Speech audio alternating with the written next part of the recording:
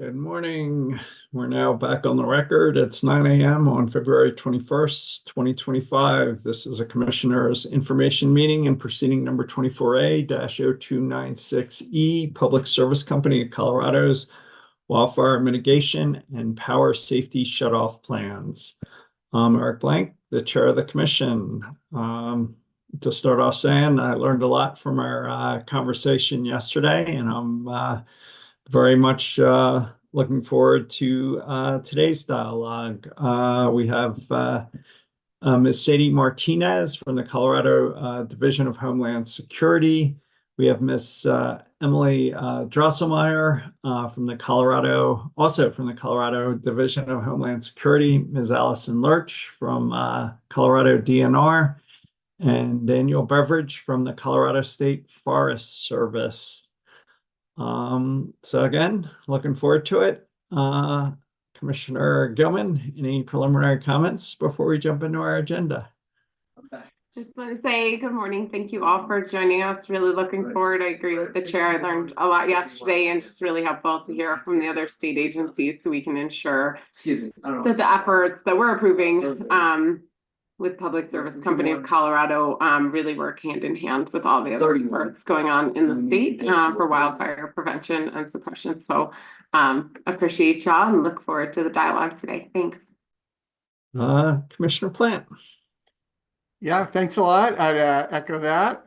Good morning, and we really appreciate you taking the time to share with us the work of your agencies around this and how we can intersect what we are looking at with the utility into the existing plan and how we can make both the state plan and the utility plan better. Thanks.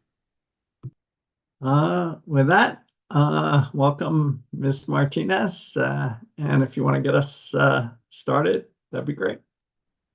Hi, thank you. Thank you for having me. I'm Sadie Martinez. I'm the Access and Functional Needs Program Supervisor here at the Office of Emergency Management in Colorado. My goal and mission of our program is to reach community members who are normally left behind or are at higher risk of dying from any of the disasters that may happen. And so in here, what we've done is we've helped introduce an access and functional needs resource framework. The magic word there is resource framework in emergency management. I'm going to go through what is access and functional needs and how we look at people in Colorado and the resources that people need in order to save life and property when it comes to community members in the members in our community. There are a lot of people that don't identify with certain labels, such as some people who are aging. They may not identify as an aging community member. Some people who have disabilities may not identify as a person with a disability. And I could give you examples of like people with diabetes normally will not identify as a person with the disabilities. Those who use life-saving medication don't identify as a person with a disability. People who use CPAP machines in order to save their lives when they're sleeping won't identify, but they need those resources in order to function before, during, and after emergencies and disasters. And so that's why I'm going to introduce you to what is this access and functional needs resource framework. And normally I do a little game in here, but in respect to your time, and then also it's to just prove an aha moment. And so if you'll go to the next slide, what I normally do is play a game with community and leadership as we're trying to better understand what are the actual resources needed here. And we ask questions like, have you ever been unable to hear an announcement due to too much noise? Have you ever been left out of an important discussion, email, or message? Have you ever needed to use your cell phone in an area with no coverage? And really what that is trying to identify is that you needed access. If you said yes to this, and I'm sure normally it's 100% when we ask these questions of people who have said yes to at least one of these questions. And so really what we're trying to identify is that you needed access to a communication resource. So we need to call it a communication resource, right? It's unable to hear an announcement due to too much noise may just mean that we need to use a microphone so that anybody who has a harder time of hearing can be able to get the message and the resource we needed was a microphone kind of thing. Been left out of an important discussion or email or message, maybe because you weren't invited to the conversation, but you needed to be there. So that communication resource. And then needed your cell phone or in an area with no coverage. We just needed another way to be able to communicate because that my primary resource for communication was not available. And so then we look at the next resource areas. Next slide, please. Is our maintaining health resources. And in there, it's when we ask questions like, have you ever been sick away from your primary medical care providers? Have you ever lost heating or cooling in your home due to extreme weather? Well, we're here today to talk about even public safety power shutoff due to a fire hazard or the threat of a fire coming in and that's what causes the fire. And so not having access to that power is what we're really talking about, that power resource here. And then have you ever been unable to eat a meal that was provided due to dietary restrictions or unsafe food? And the reason why we ask those questions is because these are all resources that are tied to your maintaining health. And other considerations we have in here is it culturally inclusive? So for instance, during COVID, the resource that was needed were food boxes, and we were serving a primarily Latino community members with canned food. Well, that culture does not even know how to prepare canned food because that's not the food that they eat on a regular basis. So that food was not able to be used. So this is where we also talk about that maintaining health resource there. And then next slide, please. We look at independence resources. We ask those questions such as, have you ever had to stay with friends or family because your home was unavailable? Have you ever been unable to pay for something because you didn't bring cash? And think about that. Don't you hate when that happens when you're out and you're trying to enjoy yourself and they only take cash in order for you to enjoy it? And I know that is on a blue sky day, but on a bad day, a lot of people don't carry cash with them. And so they're not able to get the resource because they only have their electronic kind of way of paying for food or paying for their supplies. And then have you ever had to ask for tasks you were unable to complete alone? This is just saying that you were needing some kind of independence resource. The only resource that you needed was cash, but you didn't have the cash, so you were not able to get the resource that you needed when the bad day happened. The next slide talks about support services and safety resources. And we ask those questions like, have you ever had children or siblings or parents to care for? Own pets or livestock? Have you ever needed assistance from security, law enforcement, or fire authorities? Those are your support service resources and your safety resources. Some of the other questions that we can be tied to support services is like disaster behavioral health, to help people when a real bad day happened to reduce their stress and improve their functioning so that they could get into the recovery phases of the disaster so they could keep going through the process in there. But if it's just too hard, we have to have that disaster behavioral health resource, support service resource to help people reduce their stress. We may just need childcare because I need to fill out this paperwork and I'm still caring for these younger children, and that's a support service resource as well.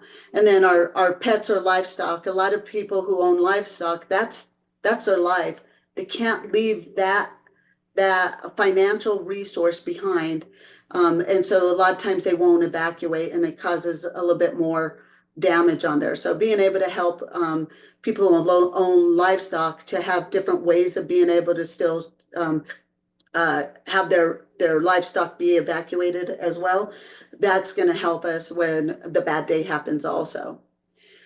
And then security is not only for like 911 or the first responders, it's also when we have the safety of people who are maybe in domestic violence situations, children who cannot be around other people who may have broke the law, such as those who are sex offenders and stuff. That's what we mean by safety as well in that resource.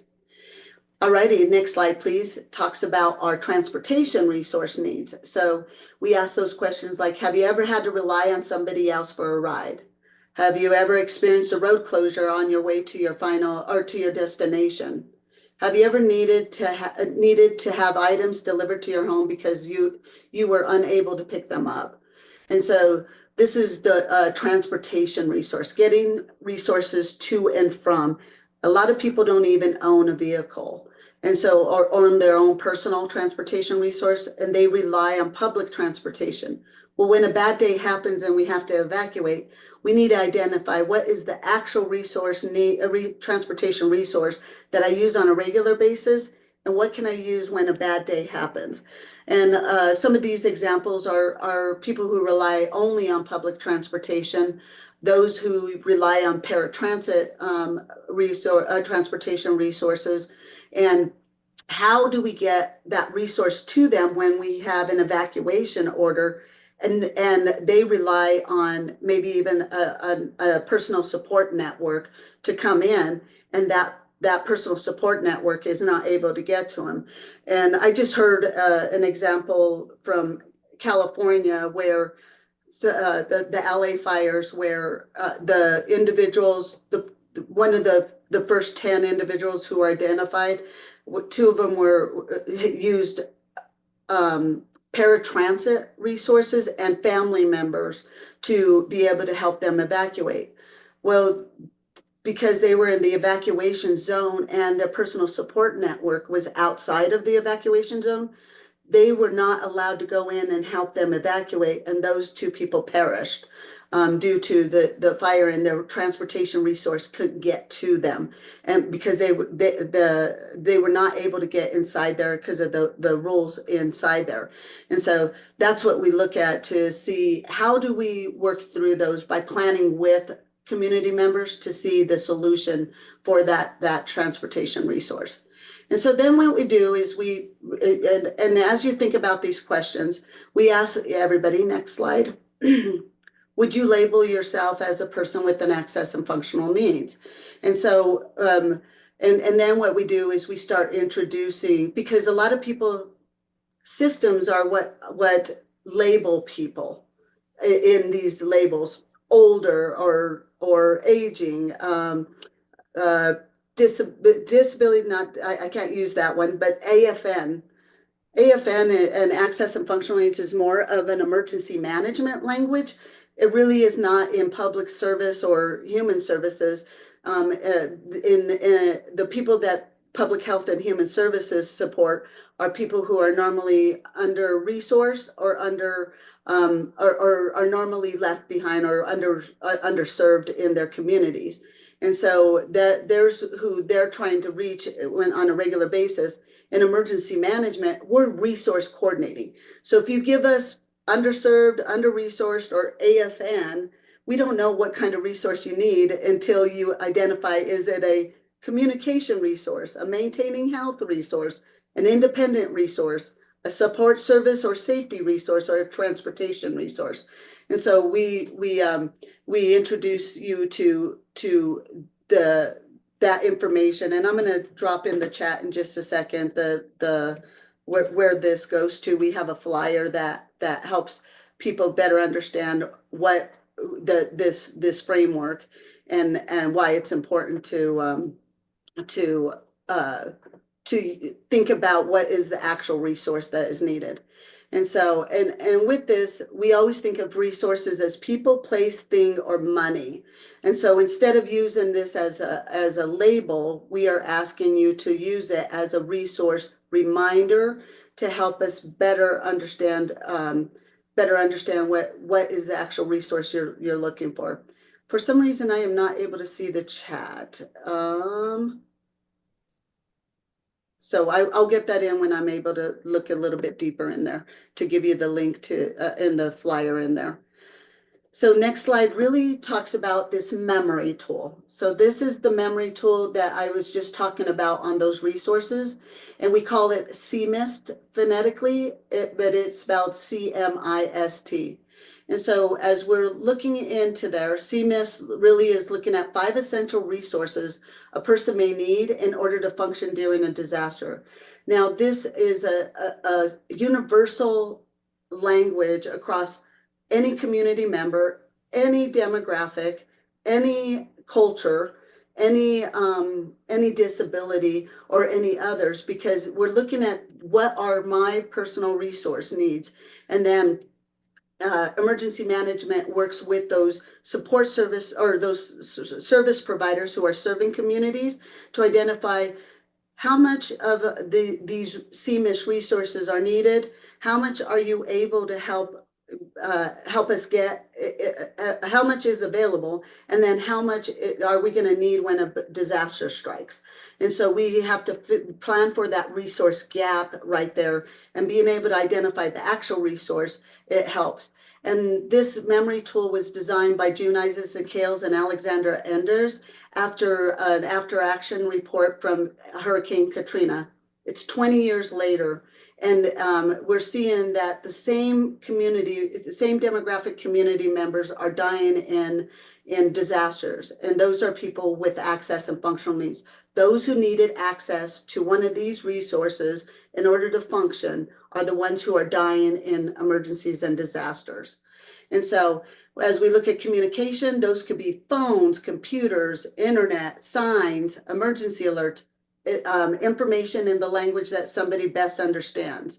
Maintaining health is tied to like daily needs, tied to food, water, shelter, heat, bathing, medications, power, and medical devices. Support service and others. Those are just to name a few. Support service and safety. We think about who are you relying on for your support and safety, and who is relying on you for your support and safety, such as children, pets, aging community members.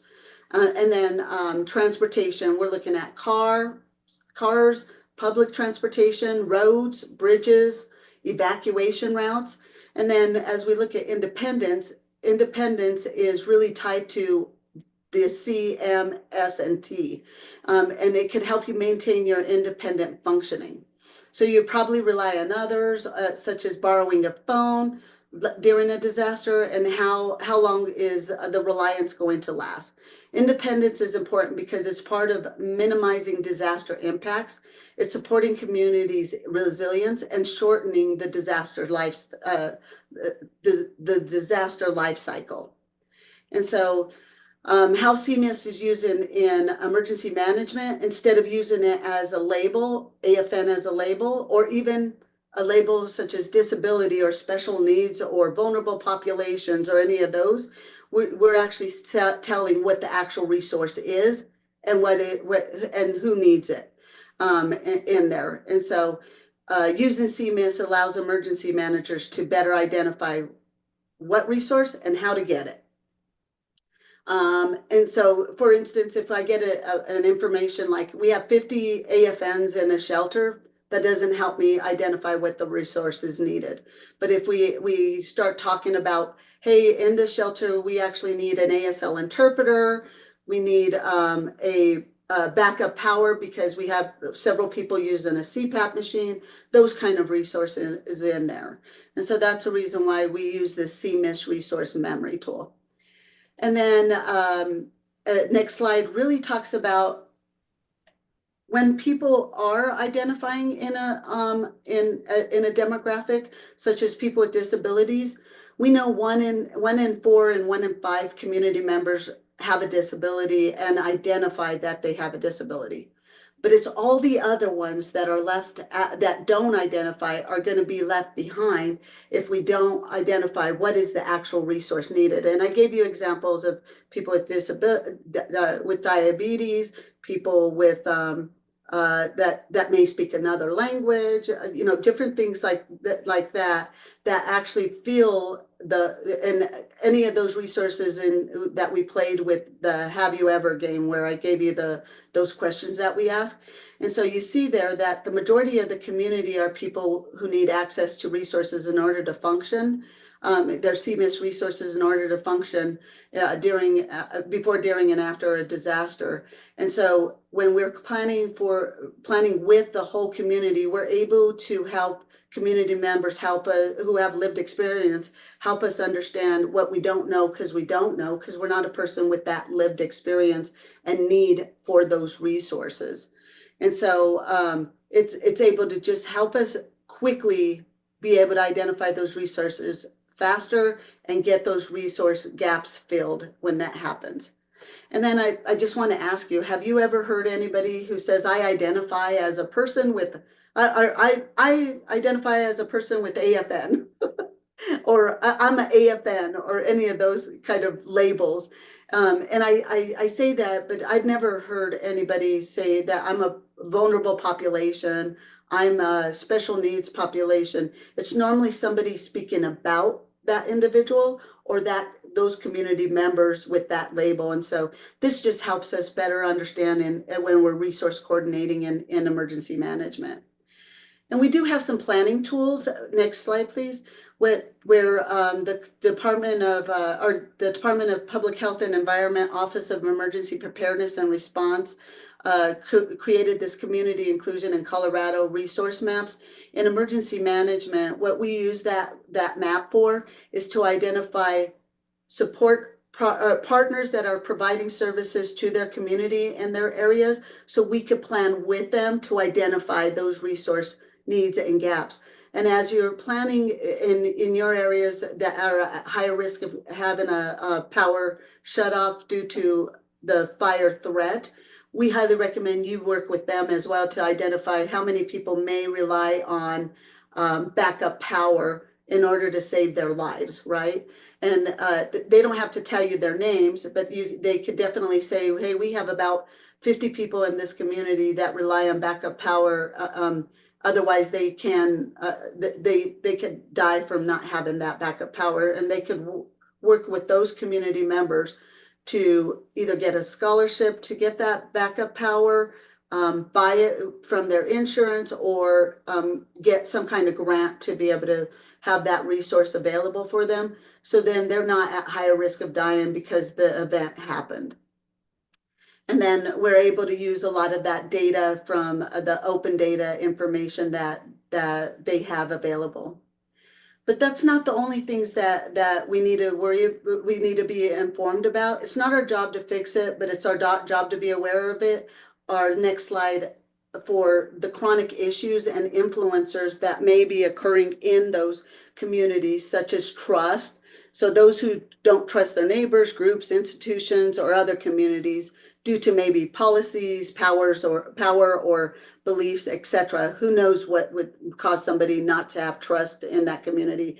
But then what that does is it impacts the survivor's ability to access their CMIS resources because they don't know, they're not getting the information, or they're not being able to be reached. So working with those programs that are already that have a trusted member in there that would work with us to be able to get information to and from is going to help us be able to fill these gaps in there. So not our job in emergency management, again, to fix this, but being aware of also the economic situations in there, such as people who have low income or low budget, isolation if they're socially, geographically, or culturally isolated, capacity, like if we don't have enough people, place, or thing resource limitations, housing, but housing not tied to just people experiencing homelessness, but like renters and underinsured community members, those with no permanent housing, and then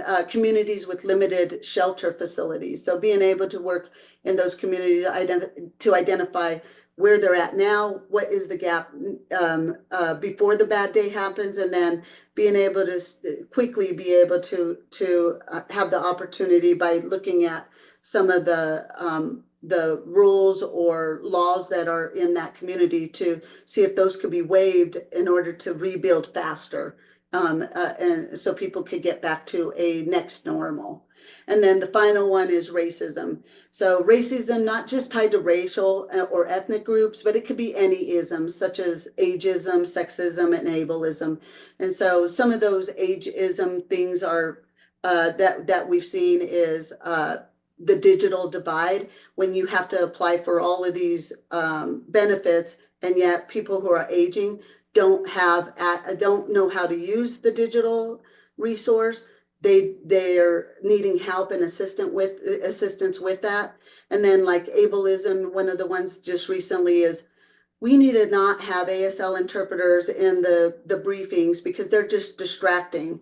When people who are deaf, a big high percentage of people who are deaf don't know how to read written English language. And so if they're not able to read the written English language, they're not able to get the information at all. They're being all the way left behind. And so those are some of those ableism kind of things that we see that get in the way of reaching community members. And just going to reemphasize, it's not our job to fix it. It's just our job to be aware of it so that we're able to help people get their CMIS resources when the bad day happens. The reason why I'm here to talk to you about this is I really wanted to, next slide, to have us all start having a shared language. Because if everybody's speaking CMIS resource needs and solutions, then anybody could speak up to provide those CMIS resources or work with somebody at the emergency operations centers or emergency resource coordination areas so that nobody will be left behind. And so it's more of a plan with approach versus a plan for. I have a plan for people, but I don't know what I don't know. So we're missing the resource needs and identifiers. And so planning with, we're able to look at those solutions and find those resources. And next slide, it also moves us to meeting compliance by our commitment to, and what I mean by meeting compliance is there's protected class laws such as the civil rights laws, ADA, Older Americans Act, those kind of things. And when we're able to move this, it's towards the green line that goes towards the right, the right of this page here. Our commitment is that plan with, and as we do that, you can see commitment as we reach that commitment. If you look right across, it's also meeting compliance with that. And I always end this with a good quote from Matthew McConaughey's Green Light book. Next slide, please. And it says, "We are not here to tolerate our differences. We are here to accept them. We are not here to celebrate our sameness. We are here to salute our distinctions. We are not born in equal circumstances or with equal abilities, but we should have equal opportunities." And when I think about this is about us reaching community all together and doing, we all have to be more as force multipliers. Each of us, neighbor helping neighbor, everybody helping one another. We can't help everyone, but if we could help somebody, then each of us helping somebody, we're able to not have anybody left behind. And so with that, I also have a life quote that I hold our program accountable and then also myself personally. But it's, to not know and do nothing about it is forgivable. To know and do something about it is admirable. But to know and do nothing about it is unforgivable. And so as we present this out, you become our force multipliers as leaders of our communities, force multipliers as sharing this with others, and force multiplying by sending people to better understand what they don't know because they don't know, by learning what we do with this program. We teach the how-tos tied to the must-dos when we're trying to reach the whole community so nobody's left behind. And the next slide is my contact, our contact information. I have a team. I'm the supervisor of the program, and then I also have a coordinator, which is Hannah Hoffman, and then I have a specialist, Tim Mann, that are part of the program. And so, with that, what questions might you have? Thank you so much. You want to jump in first today, Commissioner Gilman? Sure, thanks, Ms. Martinez. Very much appreciate your presentation and your work. And I'm just curious, as we kind of envision two main circumstances, I think, here with regard to this plan. First, a proactive power shutoff to prevent the occurrence of wildfire, and then actual wildfire and kind of recovery and actions from that.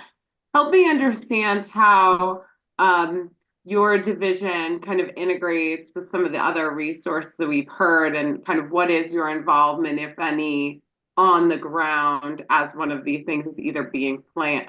Obviously, no one plans a wildfire, but the BSPS being planned as something's being planned or transpires. I see this work being done before the bad day happens. So how I see that is working with our power partners. There's, I think we work with, there's also an emergency support function partner. I think that's 12 in our emergency operations center. So working with them before the bad day happens. So they're doing public safety announcements and also reaching community to have them better identify what I need a plan for before what resource disruption out of the CMIST I need a plan for before the bad day happens, and identify where that is, and then have a plan to get that resource get access to that resource if it is disrupted. So if I have to leave it behind, where can I get the backup to it? Do I go somewhere, or do wherever that is? So that's how I see that being played, Commissioner. Okay, and as we look at kind of all of the communications that could and would surround public safety power shutoff in the future, I'm just curious if you kind of had any time to review what the company is planning for communications there, or if you've had any contact with them to try to ensure that kind of all of the needs to the best of our ability can be met with whatever they're planning for their outreach throughout the communities whenever they're planning a power shutoff. Right now, Excel Energy is working with us, and they're also being part of. They're coming to our monthly meetings. They're also coming to our conferences, so that we could help them with when they're reaching their community members, and how to get the correct backup power resource for whatever those community members who rely on that. So that's how we're involving with them, and how we're working with them. Now that's only Excel. There's other power companies that haven't come to the table yet either. So in there, that as we're working together, they're able to keep building their communication plan to reach the people they're serving. Thank you. Those are my only questions. Thank you. Hey, yeah, let me just jump in with a follow-up question, then I'll turn it to you, Commissioner Plant. Is there things, and you can take down the slides. Oh, yeah. Is there anything we should be doing to encourage Excel to do things differently? It sounds like you're in active dialogue. It seems like you talked about the importance of communication and planning ahead.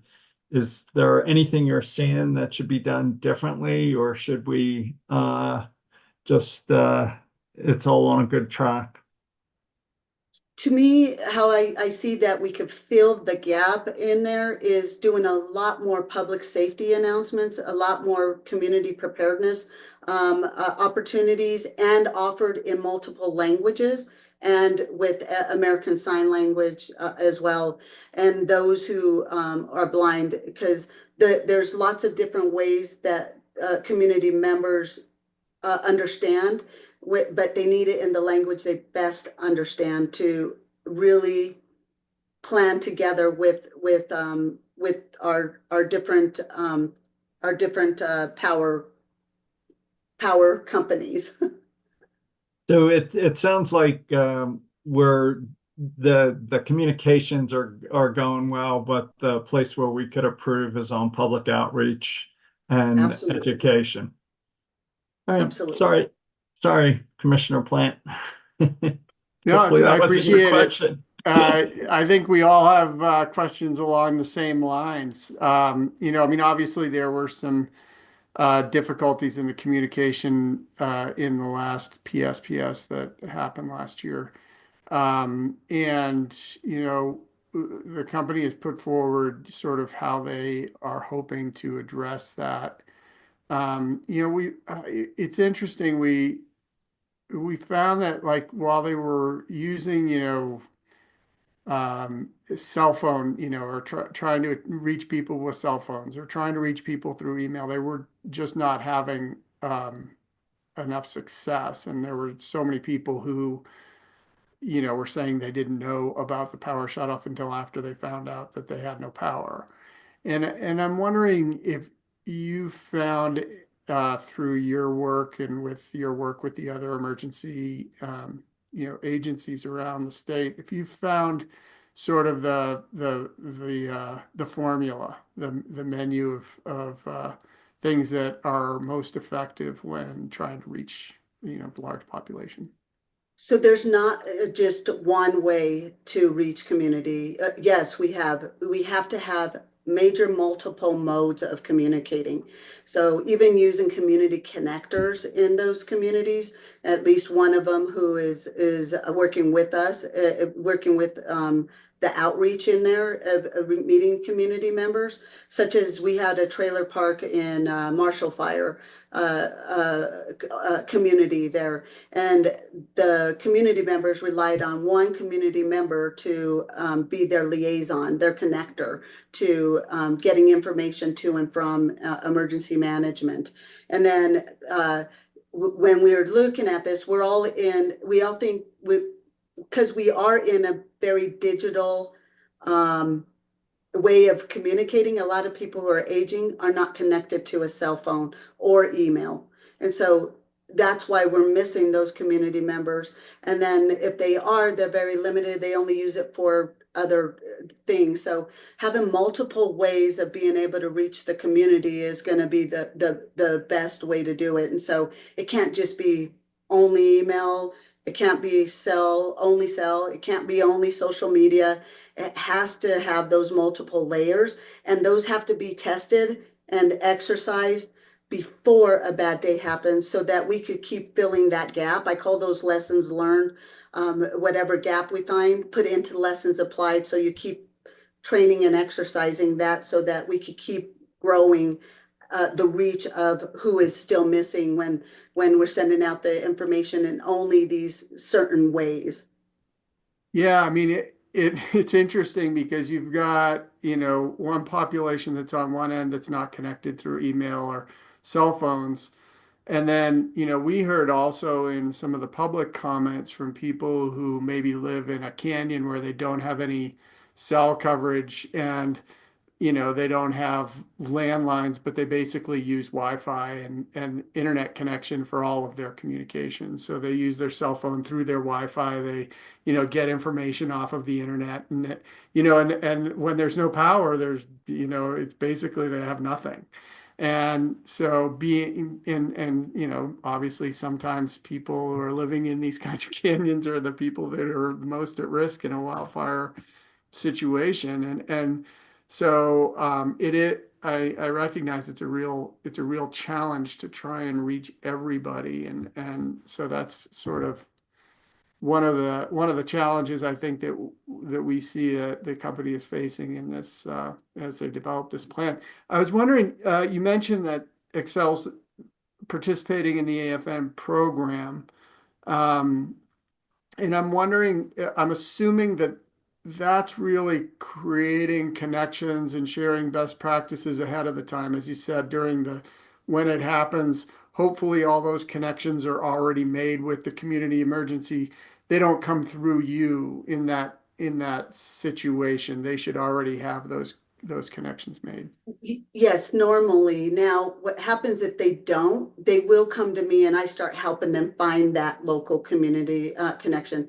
This doesn't only happen here in Colorado. It actually happens across the nation now because I have a monthly national meeting, state level access and functional needs meeting that I also am able to reach where other states come in so we can learn from them. And we don't replicate some of the we learn from their lessons learned, and we put it into lessons applied right away here in Colorado. And so in Colorado, it's a lot easier because we've been here now 6 years. We developed the program 6 years ago, and so we have a monthly meeting for statewide, inside the statewide also, where I could reach out also to say, who is the connection here? And I could get them connected quite quicker and faster if they haven't connected before the bad day. Right. So you can be sort of a central hub in the event that some sort of connection is falling through. Yes. And yeah, the last question I had was, do you keep any kind of inventory of the people who have functional needs that are dependent upon power, or do any of your the subgroups that work through the AFN process, did they keep? I'm just wondering, is there a place where the utility can find out who these people are ahead of time, or are they starting from scratch basically? Those are called opt-in registry kind of things, or opt-in list of people. And those are really hard to keep updated, especially if people move or people die, or they're on vacation when the bad day happens.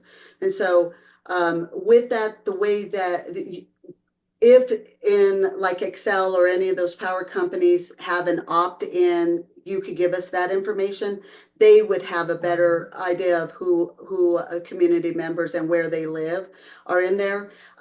Working with public health and human services that serve community members, they would have a better idea without us having to know what that list is, but we could work with them to force multiply the information to get to the community members. Also, those community members being able to get information to them to hand over to emergency management or your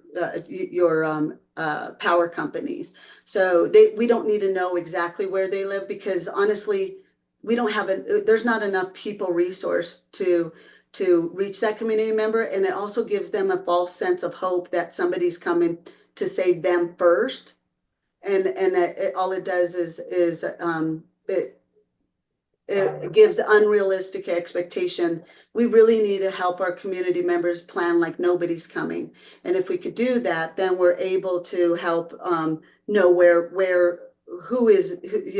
we could get that. But that's who normally has that information. Even people who ride paratransit or public transportation, those providers have that information stronger. So it's better to work with those support service providers that are serving the community to have that. Okay, yeah, that's helpful. And do you know if those registries that you're mentioning, do they use any kind of geotagging or anything through cell phones, or so that they know if that person is at home or if that person, as you said, is gone? Or so again, those are enhanced emergency alerts where a person has to opt in and provide that information. And there's many people that do not do that because of fear of exploitation, mistreatment, abuse, those kind of worries that if they give you that information, they are at higher risk of becoming a victim on a regular day, not just tied to the disaster. So I don't, who would know those are enhanced emergency alert programs such as Everbridge, Code Red.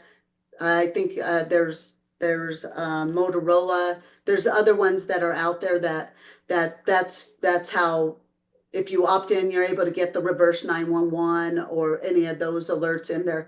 But all of that, that could be helped and gathered with a lot of the public safety announcements, a lot of the outreach, and being able to help people better understand how important it is to be part of registering for it, so you could get information quicker and saving your life in there. So, yeah. Appreciate that. Great. Thank you very much. Appreciate it.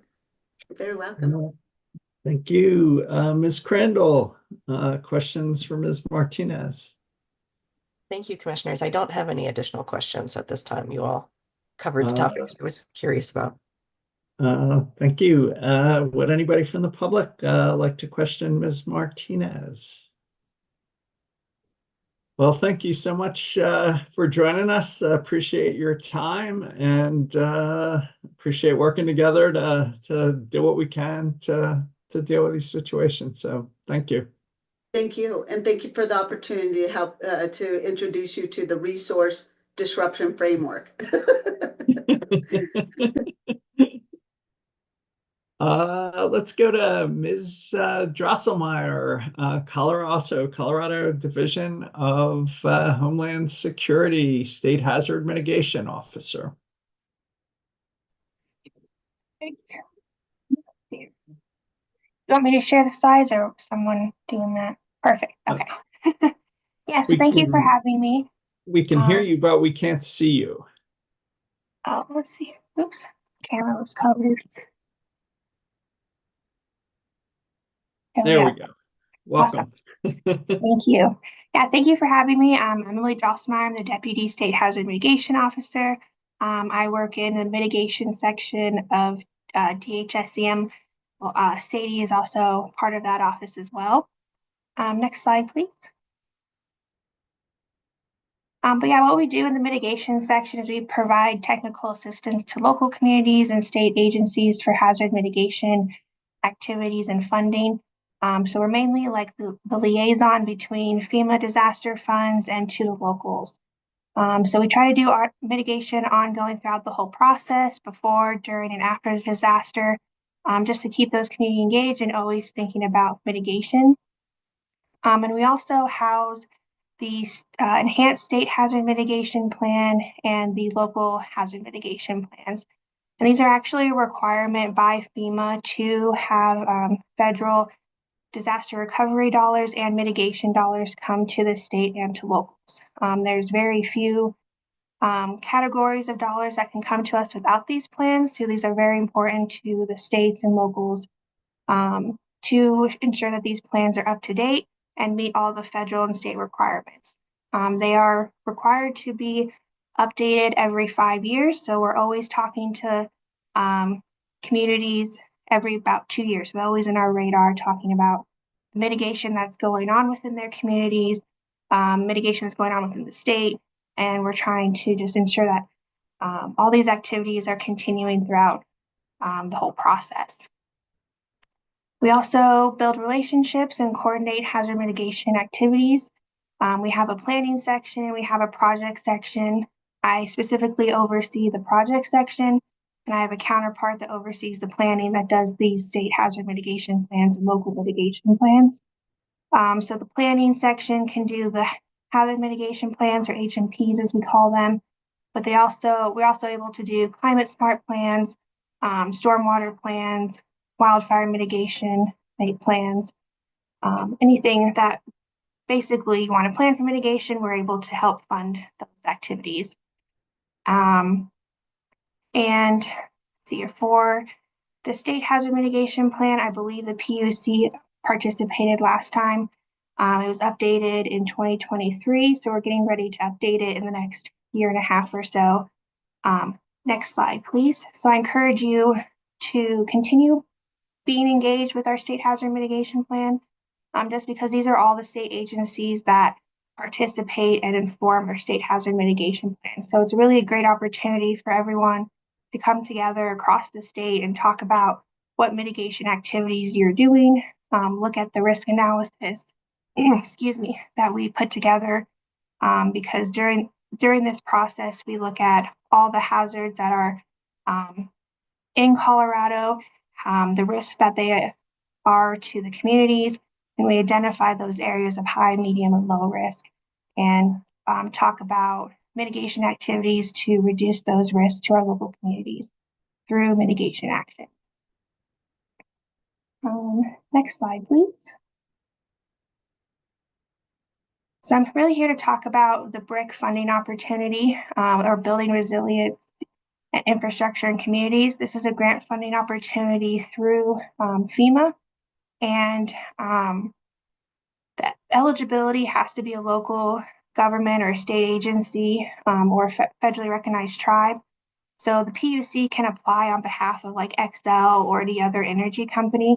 But Xcel can't come directly to us just because they don't meet that criteria. But if you guys partner with Colorado Energy or any other state agency, you'll be able to kind of be that physical agent to pass through those fundings to those businesses.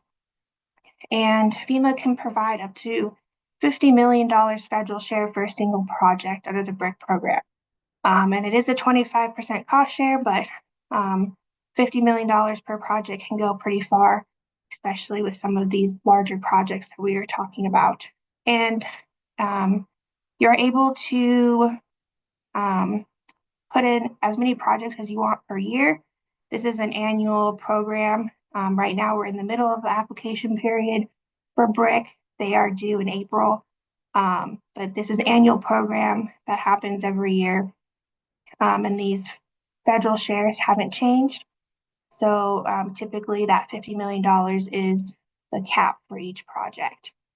If you are looking for like a smaller project or planning project, we do have $2 million that is allocated to the state every year that we kind of decide what the funding goes to. Those larger projects go to the national competition, so you're competing across the nation for those dollars. Next slide.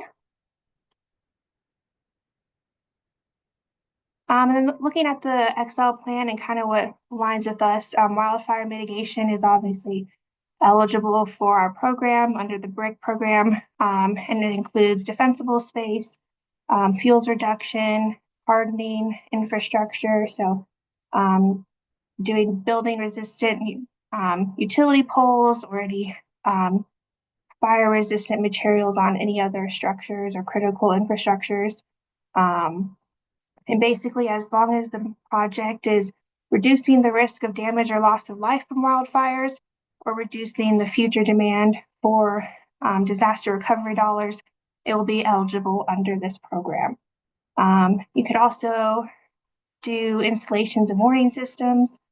I know there's a new like AI detection system that you can put on utility lines that is also eligible. Reducing the fuels around lines or undergrounding power lines is also eligible as well. Next slide. And these are other mitigation activities that are also eligible under the BRIC program. You can also, if you're worried about wind or flooding through some areas like canyons that touch the utility lines, we can help strengthen those structures to resist those forces. If you want to create a redundancy in electricity distribution systems, that's also eligible. Doing solar panels or just creating extra lines, that's also, or upgrading the lines, that's also eligible.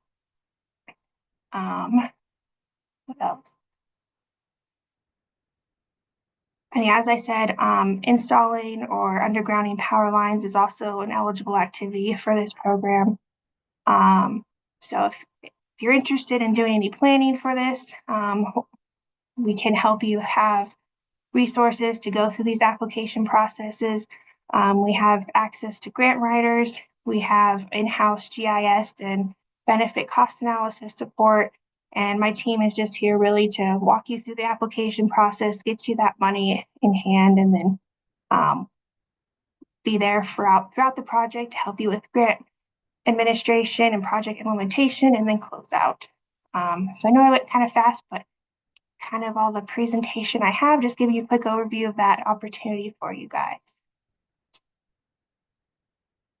Well, that is awesome. We'd love to take advantage of that funding. I don't have any questions. Commissioner Goman, do you? Yeah, maybe kind of a follow-up on some of this information about the BRIC program. Not the most exciting name, but exciting that that there is potentially funding available, I guess, to the extent we can count on any federal funding being available, but there's potentially funding available for a lot of activities that are already included in this plan. As you mentioned, AI, early detection cameras and undergrounding and different system upgrades, specifically aimed at prevention of wildfire. So I'm curious, what would be, you had said the application process in April, I think, or due in April.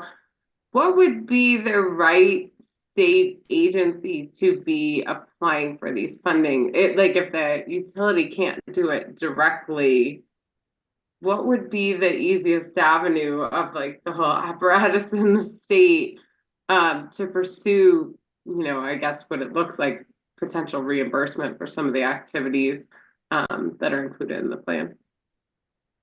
Yes, it'd probably be just partnering with any agency like the PUC.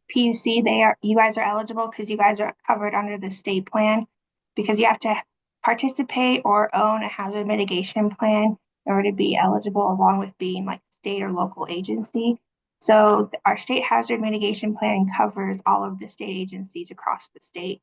So it could be DORA, or it could be the PUC, Colorado Energy. We could be a sponsor if that's something you want us to do as well. So just any agency that is willing to kind of just be that pass through of the money, we can work with them to get into our system to do with all that grant management stuff.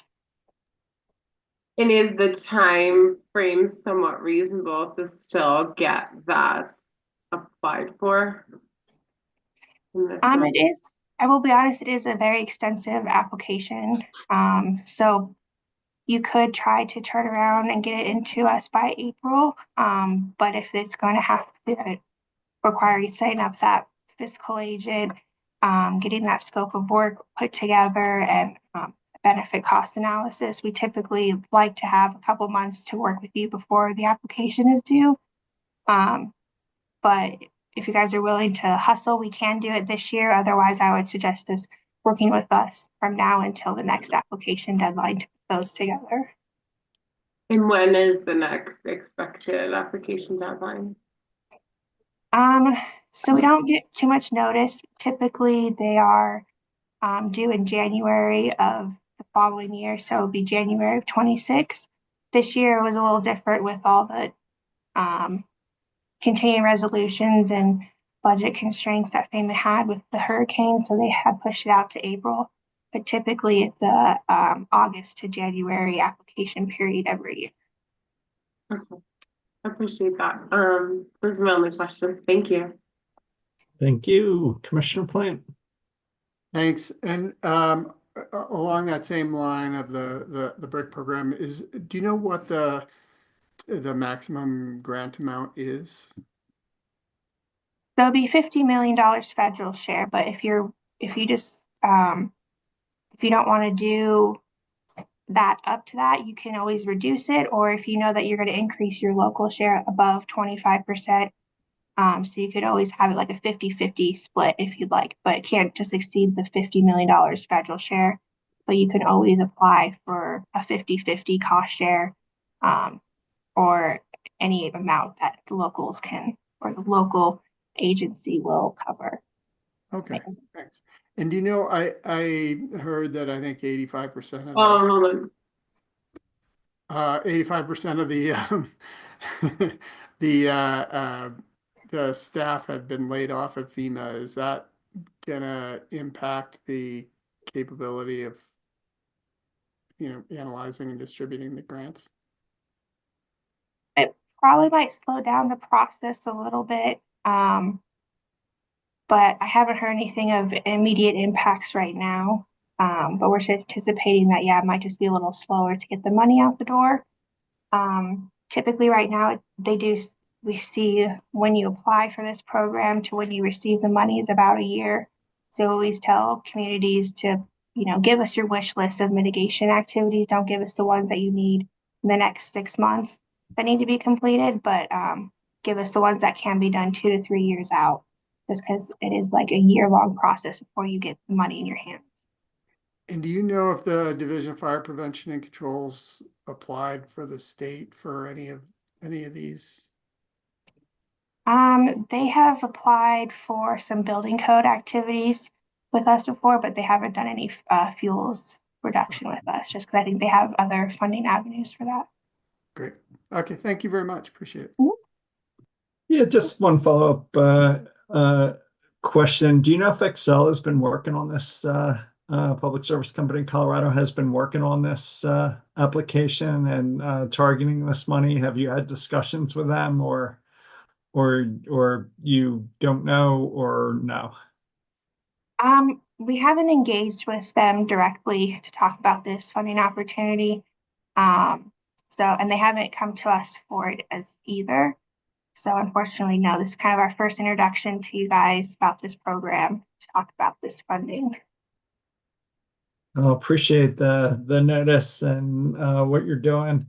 And Ms. Crandall, maybe somebody on our team can follow up with Public Service Company and see if there's a potential. I think it's probably beyond us to lead it, but maybe they're already on it or can be on it. I mean, they certainly have way more resources than we do. So, Ms. Crandall, any comment on that or any follow-up questions with Ms. Dresselmeyer?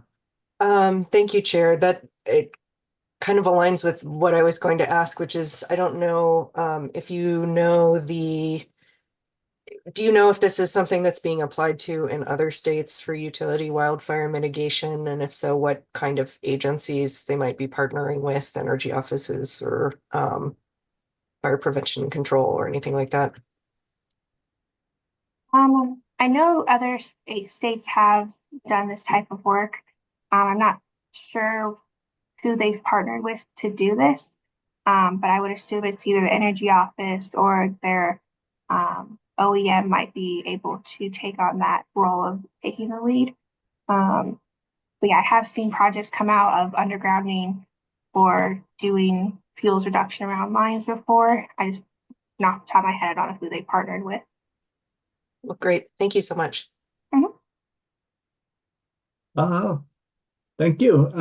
Greatly appreciate you joining us today, and we'll follow up and see if we can get some money. So we certainly have plenty of matching funds. So Perfect. Thank you. Thank you. Ms. Lurch, Mr. Beveridge, welcome wherever you guys would like to go. I think we're ahead of schedule, so thanks for joining us early. Good morning. Thank you for having us as well. I'm just trying to find Daniel on my Zoom screen. So there he is. So good morning. Thank you for this opportunity to be here today in front of the Department of Regulatory Agencies Public Utilities Commission to comment on Xcel Energy's wildfire mitigation plan, proceeding number 24A-0296E. Daniel and I will be presenting today. We do not have slides, but we do have a formal presentation to share with you. I just want to say I appreciate you getting our proceeding number right. That No never problem. happens, so you're already way ahead of the curve. Thank you so much. Well, my name is Allison Lurch. I'm the policy advisor for forestry and wildfire mitigation for the Department of Natural Resources Executive Director's Office. And Daniel, go ahead. Yeah, good morning, all. Thanks for having me here. Can everybody hear me okay? Great. Yes, I'm with Colorado State Forest Service, and my title is the Fire Fuels and Watershed Manager for the agency. So we'll start our presentation with some backgrounds about both of our agencies. So the Department of Natural Resources mission is to develop, preserve, and enhance Colorado's natural resources for the benefit and enjoyment of current and future generations. The Department of Natural Resources comprises of 8 divisions, including Colorado Parks and Wildlife, Colorado Water Conservation Board, Division of Water Resources, Division of Reclamation, Mining, and Safety, State Land Board, Colorado Avalanche Information Center, Colorado Energy and Carbon Management Commission, and a Division of Forestry. The Division of Forestry is staffed by the Colorado State Forest Service. The Department of Natural Resources works with the Colorado State Forest Service through a joint administrative relationship with Colorado State University, where CSFS is based. The Colorado State Forest Service is the lead agency providing forest stewardship and fuels reduction assistance to private landowners in Colorado and on our state lands. The Department of Natural Resources Executive Director's Office also hosts special forestry and wildfire mitigation programs like the Colorado Strategic Wildfire Action Program and the Colorado Forest Health Council. The Colorado Strategic Wildfire Action Program, otherwise known as COSWAP, is designed to support wildfire risk reduction efforts in Colorado to protect life, property, and infrastructure. COSWAP was created after the devastating 2020 fire season by the Colorado legislature through a bipartisan supported bill, Senate Bill 21258. And per statute, COSWAP was designed to designate strategic focus areas to invest the majority of the program's resources, which are the Rocky Mountain Restoration Initiative focal areas, which are located in the Upper South Platte Partnership or the Upper South Platte Watershed, Lake and Chaffee counties or the Upper Arkansas area, and the Southwest Colorado area. And then we also have 7 counties within our strategic focus areas, which include Larimer, Boulder, Jefferson, Douglas, El Paso, Teller, and La Plata. And the Colorado Forest Health Council is a volunteer stakeholder body whose role is to provide a collaborative forum to advise the governor through the executive director of the Department of Natural Resources and the Colorado General Assembly on issues, opportunities, and threats to Colorado's forests. The council's mission includes improving forest health in Colorado through integrated science-based approaches with a focus on cross-jurisdictional collaboration among federal, state, and local governments, as well as private and nonprofit partners to reduce wildfire risk, restore ecological resilience, safeguard communities and water supplies, mitigate and adapt to climate change, support local economies, and protect recreation areas. So whether it's our wildlife, our recreation industry, water resources, or our forests, wildfires impact nearly every natural resource that DNR manages. Wildfire risk reduction is especially important to our director, Dan Gibbs, who's a certified wildland firefighter and used to serve as Summit County's wildfire mitigation coordinator. The mission of the Colorado State Forest Service is to achieve stewardship of Colorado's diverse forest environments for the benefit of present and future generations. The CSFS comprises 6 divisions: forest planning and implementation, forestry services, administration, communications and communities, science and data, and policy and legislative affairs. CSFS is a service and outreach agency of the Warner College of Natural Resources at Colorado State University with 18 field offices across the state. Headquartered in Fort Collins, the agency provides staffing for the Division of Forestry within the Colorado Department of Natural Resources.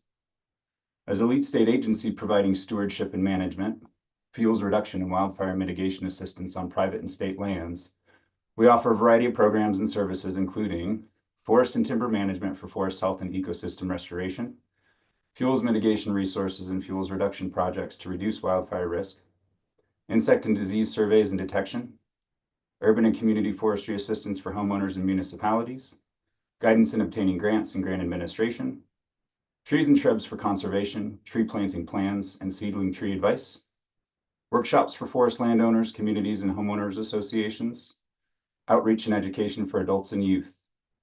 CSFS works with Colorado residents to reduce the risk of wildfire, and through his forestry and policy experience, Director Matt McCombs is uniquely qualified to lead the agency through the challenges that affect our forests and residents. Now we'll get into the plan itself.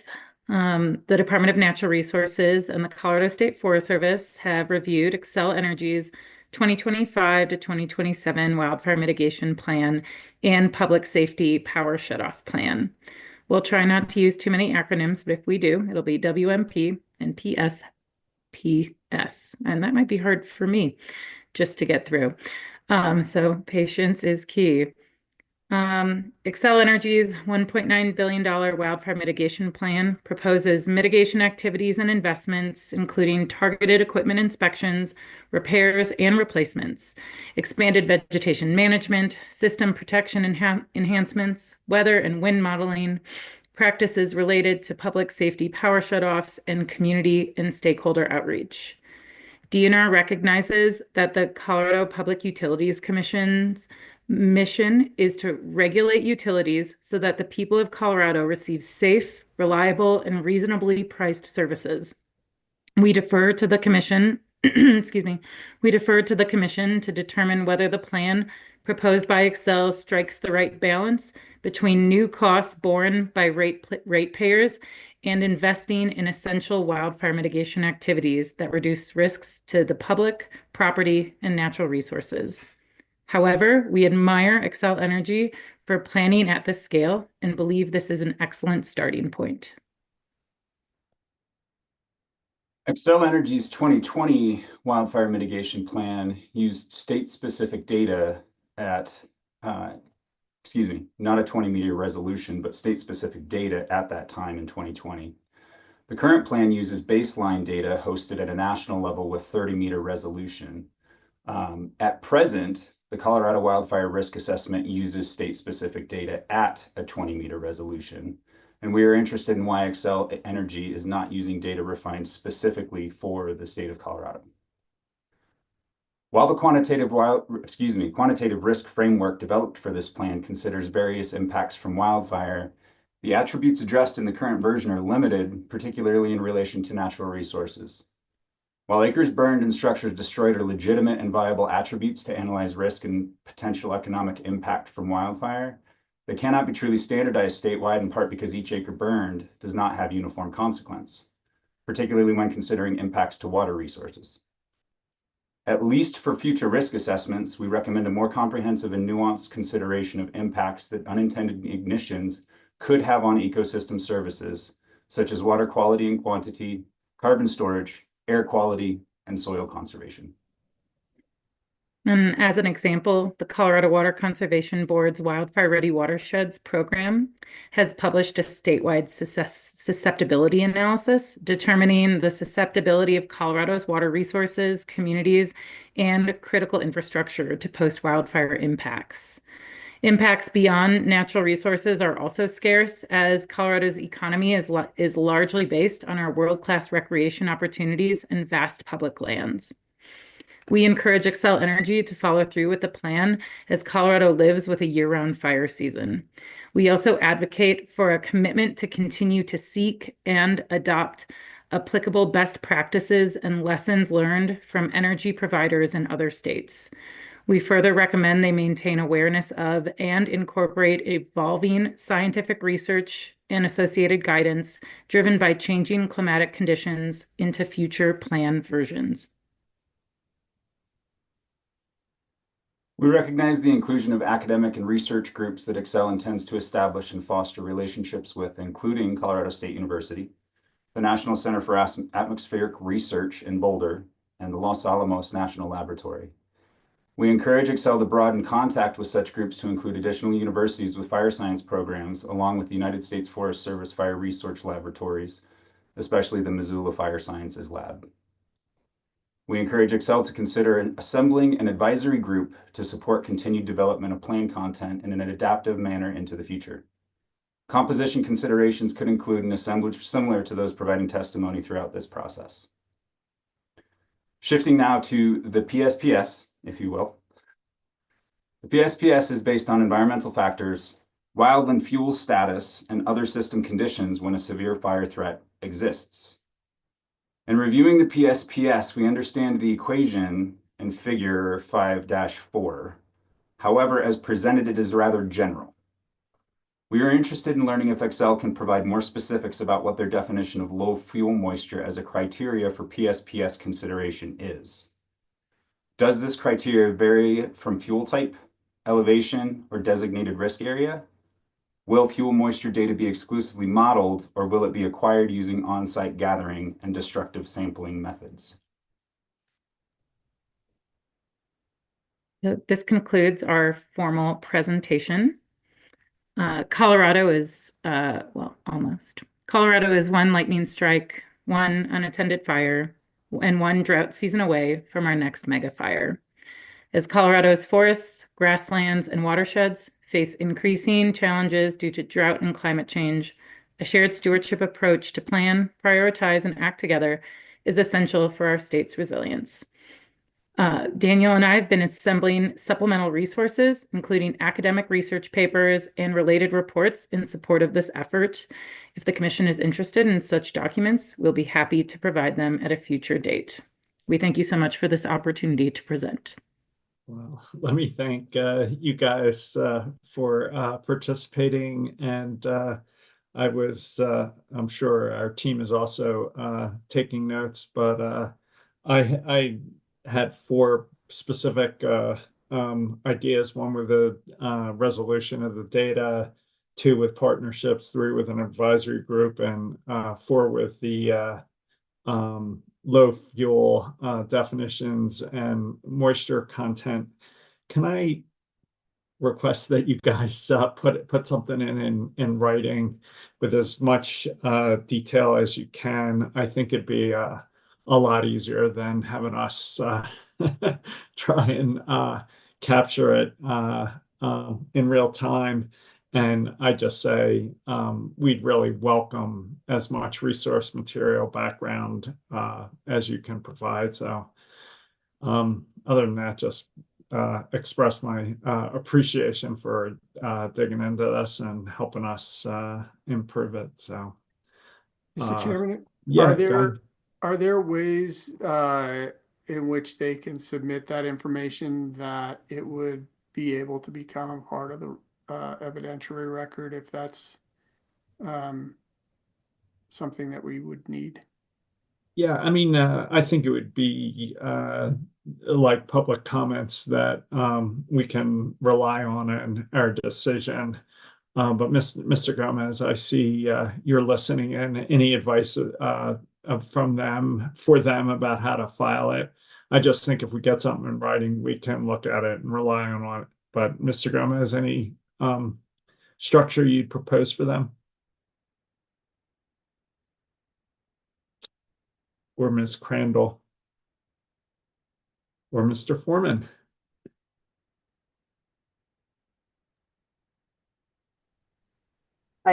Mr. Chair, I was seeing if council wanted to weigh in, and I don't want to stop Wyatt from doing that, but I think, yeah, if we do have a court reporter who's transcribing this discussion. However, I do think public comments, I can provide you with an email or other place to send those to so that they can be filed here, and along with any research that would be, you think would make sense. Mr. Foreman, anything to add?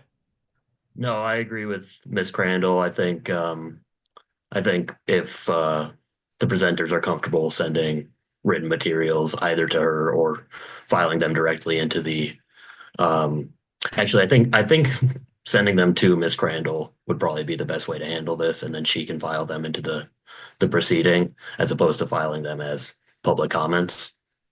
Okay. Well, we're with you now, Commissioner Plant. Any other questions, comments for It's funny, I had that same list of four, and so I appreciate you bringing that up. One thing, Ms. Lurch, you mentioned, and I think that this was included in one of the things that the chairman was asking for, but you mentioned adopting best practices from other utilities in other states, and I was wondering if you had any examples that you sort of hold up as a good model that we might be able to borrow from. Thank you for your question, Commissioner. If it's okay, I'd like to pass that to Daniel to answer. Sure. Yeah, thank you, Commissioner, for the question. There's no particular example that I can propose at this time, but I can mention that I have initiated contact with similar state resources in California to learn some lessons from their state agencies' interactions with utilities along these lines. Great, thanks. And one thing that I'd be interested in, we were talking with the fire prevention control about this a little bit yesterday as well, but we see the utility program as being sort of a subset of a much larger state effort, and rather than sort of building this parallel thing, would like to see it as a part of a whole, or and I think that, you know, probably a lot of the resources that the utility is proposing to invest in have benefits, you know, to agencies outside of the utility, certainly to communities. There are various, you know, we talked a little bit about the Technosilva modeling, you know, weather behavior, fire behavior models that they're proposing, the pano cameras.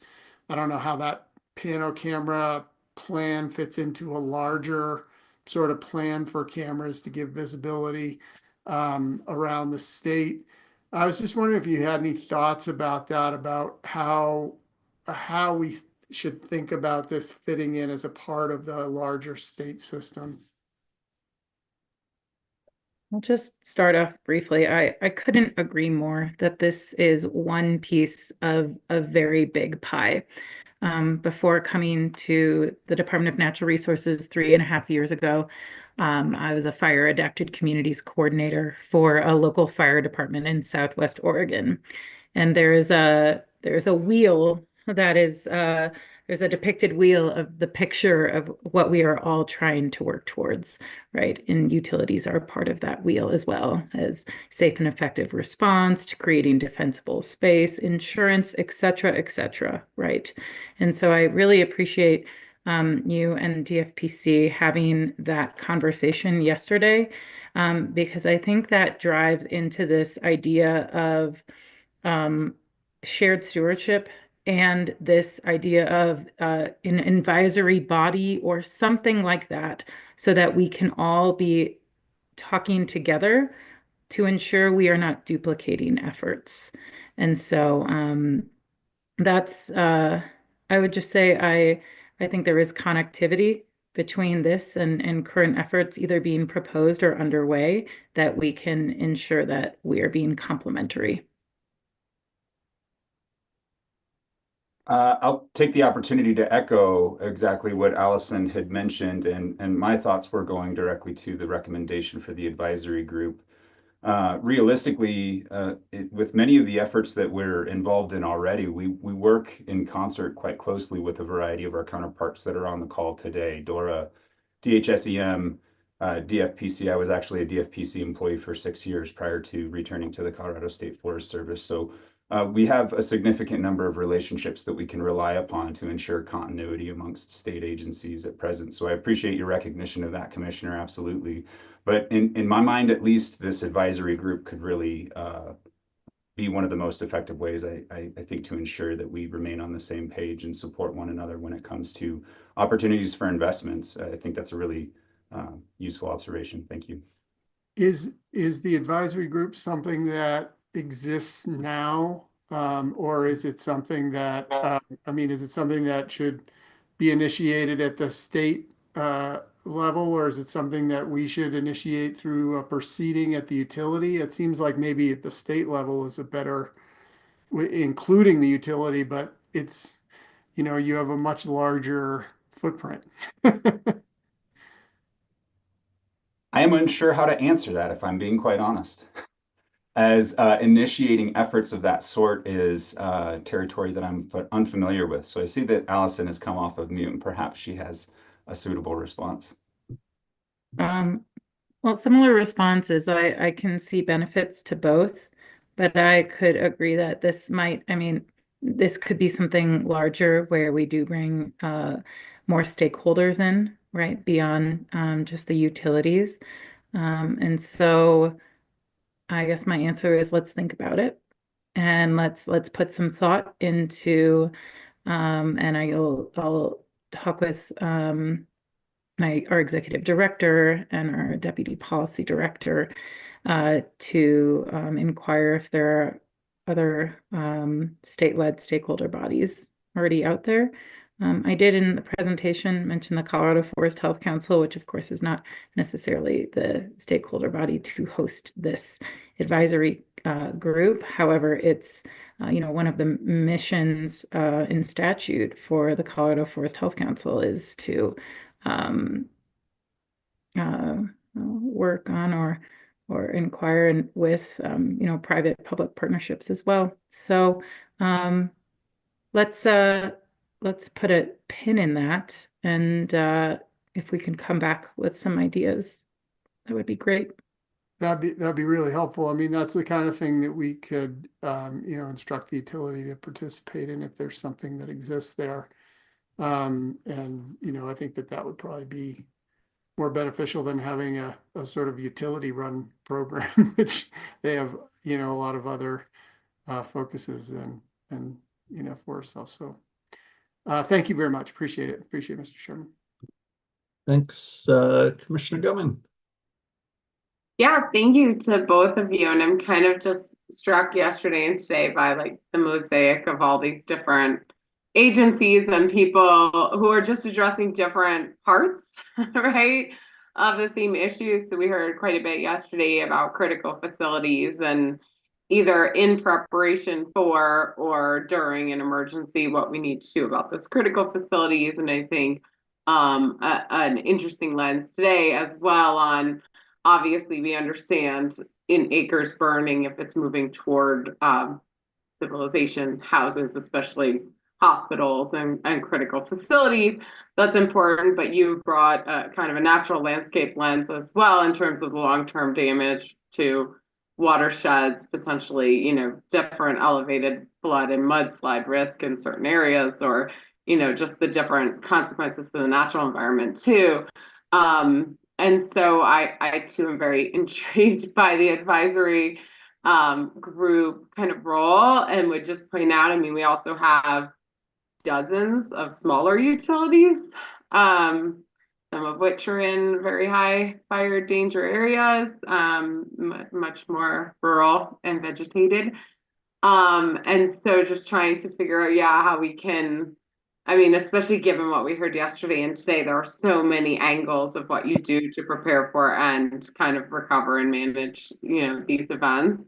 And to the extent we can provide help to even those smaller utilities, to everyone on like establishing some really solid best practices and communications, and even just make sure everyone knows who to call at the different places to kind of prepare and recover was really a very helpful discussion. So I'm not sure I have any specific questions. I mean, I guess it's, you had brought up the advisory group in terms of developing future plans. It seems to me there could be quite a role there in terms of looking at PSPS standards as well, in what you're assessing and how you're assessing it and how you're using the different tools and data on kind of risks and locational risks. And so I guess I'm kind of seeing this as probably an ongoing effort that, yes, informs future plans, and at the onset has more work to do to kind of establish these preliminary standards and courses. But that would kind of grow and evolve as the risk grows and evolves. So very unfortunately, it feels like the risk is escalating exponentially here, and so we're having to deal with a lot very quickly to make sure this coordination's in place. So maybe just wanted to gut check that idea from you that there's probably a burst of work in the beginning to set some of these standards and get up to speed and get all these networks made, but then there's probably really an ongoing nature to that work. So any thoughts or comments on that? I have been thinking similarly, Commissioner Gilman, that there would be an initial amount of work that would be pretty significant to answer, an initial batch of vital questions that would serve that purpose, essentially, of guiding the work of the utilities into the future in a broad sense. And I guess in my mind, I envision this advisory group as being one that could fluctuate and be responsive and flexible to needs as they would evolve. So yeah, I think you're thinking along the very same lines of Allison and myself on behalf of our agencies when it comes to establishment and purpose. I don't really have any other questions for you. Really appreciate your your presentation and kind of the different angles that you all deal with this. It's been really helpful over the past 2 days to hear from all the different sides of consideration. Thanks, Commissioner Gilman. Ms. Crandall. Any questions? Thank you very much. I had a couple to see if I kind of understand some of the possible interactions with the plan and you all's work. I think CSFS is involved in things like prescribed fire and vegetation management. I mean, is that something that would connect to like higher risk tiers in the mapping? Do you think that utility risk maps might inform like state action? I think I'm trying to understand some of the variations and things like vegetation management based on maybe land ownership, state, federal, things like that. Yeah, great question. Thank you. The Colorado State Forest Service primarily serves parties that are, we primarily manage state-owned land, as well as providing supportive instruction, education, outreach, and grant management, all the good things that we mentioned at the front end on privately owned lands. We do not manage any federal lands. That's a really important part of this puzzle to recognize. So via the work of our 18 field offices, we provide service and support to, a statewide scale, obviously primarily in the forested areas, of course. But drivers or recognition of variable hazard and risk associated with wildfire, regardless of whether or not there are utility lines in a certain location, is information that we share with landowners, regardless of additional factors such as those. When it comes to prescribed fire, we defer generally to the Division of Fire Prevention and Control, as they're the primary agency that executes planning and implementation of prescribed fire, but we work in concert with them for those planning efforts to be supportive in the highest risk areas, as long as the conditions are right for application of that tool. Does that answer your question? Yeah, it does. Thank you. And something like a defensible space boundary. It seems like there are different reliability organization standards for this, but I don't know if there are pre-existing things that might differ on state or federal land that also have to be considered, or if that is still coming from the utility. I guess I would need clarity on your definition of defensible space. And in initial response, the Colorado State Forest Service, primarily when we consider the concept of defensible space, are talking about structures themselves and receiving fire. Okay, I'm thinking about some things in the plan that have to do with how much space around utility infrastructure and equipment, substations, things like that. And we provide deference to the utilities for that purpose. Okay. I think those are all the questions I had. Thank you. Well, thanks so much to the both of you. We very much look forward to seeing if you're able to submit something in writing, and look forward to continuing the conversation. So any final thoughts from either of you? Daniel, Allison? I just want to say thank you again for the opportunity. And I also wondered if you would like to receive our testimony in written form, because we did have Yes. it Yes. typed out. So we can Yes. send that to you, and also put together some more information. But I'll reach back out to my assistant director, Aaron Ray, first, and then we'll get back to you. Thanks. Daniel, any final thoughts? I would also like to express my thanks. It was very valuable to be able to provide this information to you all. Thank you for soliciting it. Chairman Blank, I would like to respectfully request confirmation that I have an accurate list of the 4 items that you wanted us to respond on. And that was the data resolution question, additional information on the quantitative risk framework, the fuel moisture clarification for the PSPS, and the advisory group information? Yes, Okay, yes, great. those are the four. Thank you all very But much. But I was just trying to capture what you said. If you have 5 or 3 or 6, I'm just, that was me scrambling to take notes. So don't lock down on those. All right. Well, thanks to you both, and thanks to everyone for a really informative couple of days. I mean, these are really difficult issues, as Commissioner Gilman was talking about how all the pieces fit together, and we're only one piece of the puzzle. And just really appreciate everybody coming in and helping us and enhancing communication. So greatly appreciated, and I learned a ton. So I don't know, Commissioner Gilman, any final thoughts before we adjourn? Yeah, just really appreciative to all those from the state agencies who have joined us, and to Ms. Crandall for all her work in putting together just a really great group for us to learn from and try to ensure that the wildfire management plan and PSPS planning works in concert with all the other efforts and is kind of the best informed, best use of ratepayer money to mitigate as much risk as we can.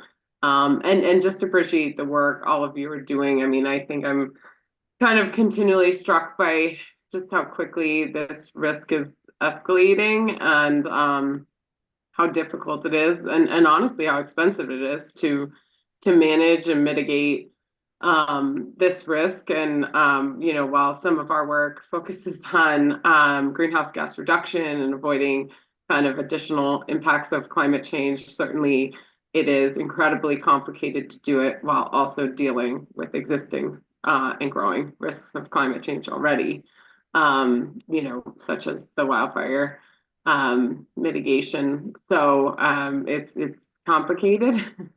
It's difficult, but really helpful to understand, have the contact, and be able to talk about these processes going forward, to understand who needs to be engaged in those conversations going forward, so that we can kind of have the best coordinated effort to optimize our results here, optimize what we're spending on behalf of ratepayers, and ensure that all the communications and systems that need to be in place to make this work as well as possible are there. So very much appreciate all your participation.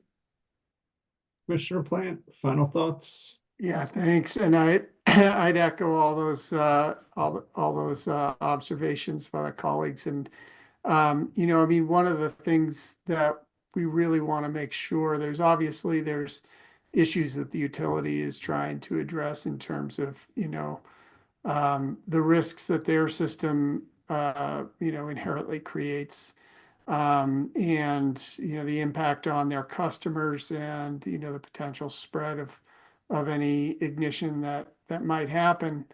But I mean, we also want to make sure that this ties into incident response, and so that we get fast response when maybe one of their pano cameras identifies something being ignited somewhere, that it's not a case of telephone but that people are keyed into the system and can address those incidents as they happen really quickly, and independently really of the utility, to make sure that our fire suppression efforts in the state are able to take advantage of all of those resources that are being put out there. So appreciate your participation today, and the participation of all the folks who came to share their thoughts with us. And so yeah, thanks a lot. Thanks again, Ms. Crandall. Next steps, anything else before we adjourn? And again, I'll echo our appreciation to you for putting this together. Just a thank you to everyone, and I will make sure everybody has my contact information so that they can send whichever documents are to be filed after this. All right. Thanks again, all. With that, we're adjourned. More to come. See everybody. Thank you.